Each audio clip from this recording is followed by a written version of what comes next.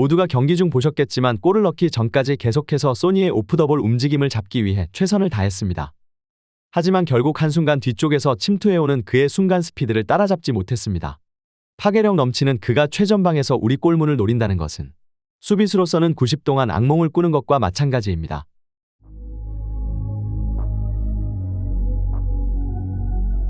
손흥민 선수의 멈출 줄 모르는 질주, 이번에는 리버풀이었습니다. 아스널을 상대로 멀티골을 뽑아내며 원정 경기에서 귀중한 승점 한 점을 획득한 손흥민 선수가 이번에는 리그 우승에 도전하는 리버풀을 상대로 홈구장에서 귀중한 선제골을 뽑아내며 팀의 승리를 이끌었습니다.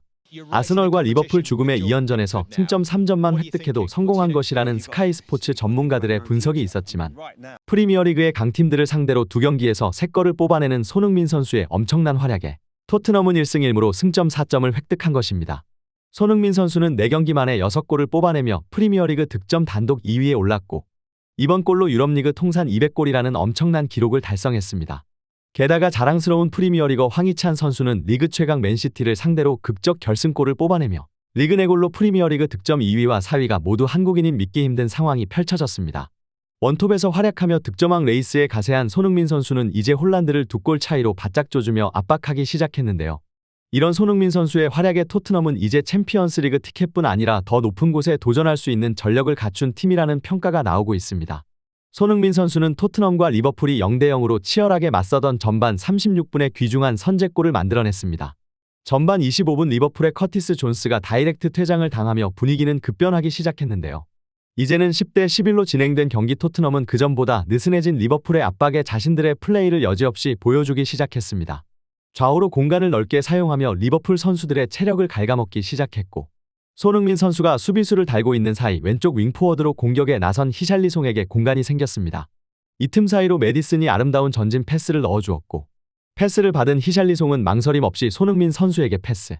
이번에도 손흥민 선수는 수비수 2명 사이에서 엄청난 순간 스피드로 앞으로 치고 나가며 환상적인 원터치 마무리로 클롭 감독을 다시 한번 절망하게 만든 것입니다. 이것이 바로 손흥민의 진짜 가치입니다. 오늘 전반적으로 온더볼 상황보다는 오프 더볼 상황에 집중하며 공이 없는 상황에서 계속해서 리버풀의 수비수들을 괴롭혀왔던 손흥민은 단 한 번 자신에게 찾아온 기회를 놓치지 않고 또다시 리버풀에게 절망을 선물합니다. 원샷 원킬, 미친 듯한 득점 페이스, 손흥민의 득점 왕 도전이 다시 한번 시작됩니다. 경기가 끝난 후 손흥민 선수는 프리미어리그 사무국이 선정하는 이날의 맨 오브 더 매치에 선정되었고 통계 전문 사이트 후스코어드닷컴에서는 손흥민 선수를 향해 믿을 수 없는 환상적인 선제골을 팀에 선물한 월드클래스 리버풀과의 경기에서도 차이를 만들었다며 평점 8.8점으로 이날 최고점을 획득하였습니다. 영국의 스카이 스포츠에서는 손흥민 선수의 교체 아웃 이후 토트넘은 이렇다 할 날카로운 공격을 가져가지 못한 점을 지적하였는데요. 승리에도 불구하고 오늘 경기가 바로 토트넘의 장점과 한계를 동시에 볼 수 있는 경기였다는 평가를 내놓은 것입니다. 손흥민 선수가 교체 아웃되자 토트넘은 너무나 단조로운 공격 패턴만을 가져가기 시작했고 손흥민 선수가 있을 때 괜찮은 모습을 보였던 히샬리송과 클로셉스키까지 갑자기 폼이 떨어지는 모습을 보여주며 리버풀의 수비를 전혀 뚫어내지 못하는 모습으로 지난 시즌 안 풀릴 때 토트넘의 공격을 떠오르게 만든 것입니다. 손흥민 선수가 경기장 위에 있을 때와 없을 때의 차이가 바로 이 부분입니다. 그가 경기장 위에 존재한다는 것만으로 상대 수비는 엄청난 부담감을 느끼게 되고 프리미어리그에서 가장 빠른 순간 가속도를 가지고 있는 그를 앞에 잡아두기 위해 모든 신경을 쓰며 수비 범위에 제약이 생길 수밖에 없습니다. 손흥민이 교체 아웃되고 토트넘이 이렇다 할 공격을 성공시키지 못한 이유가 바로 여기에 있습니다. 95분 리버풀의 기적적인 자책골이 없었다면 대부분의 팬들은 손흥민 선수의 교체 아웃에 대해 포스테코글루 감독을 비난했을 텐데요. 경기가 끝난 후 영국 풋볼 런던의 토트넘 전담 기자 골드는 손흥민 선수가 이번 주 개인 컨디션의 이유로 훈련을 제대로 참가하지 못했다고 밝혔는데요. 실제로 경기 직전까지 손흥민 선수는 컨디션 난조로 경기 참가가 불투명했지만 반드시 이겨야 하는 리버풀과의 경기에서 공격수 브레넌 존슨까지 부상으로 결장이 확정되자 부상을 참고 뛰겠다는 의지를 나타내며 경기에 출전한 것으로 전해졌습니다. 그리고 100%의 컨디션이 아니었지만 손흥민 선수는 결국 차이를 만들어내며 리버풀을 절망으로 이끌고 간 것입니다. 경기가 끝난 후 리버풀의 수비수이자 월드클래스 센터백으로 불리는 반다이크는 손흥민 선수에게 실점하는 장면을 회상하며 놀라운 분석을 내놓았는데요. 토트넘의 공격은 전반전 갈피를 잡기 매우 힘들었다.